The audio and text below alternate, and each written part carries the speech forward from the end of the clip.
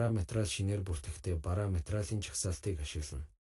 Бараа материалын жагсаалтаас тухайн барааг устгах, засах, шинээр нэмэх, хайх, үнийн өөрчлөлт хийх ба барааны эхний үлдэгдлийг хялбар оруулах үйлдэлүүд хийгдэнэ.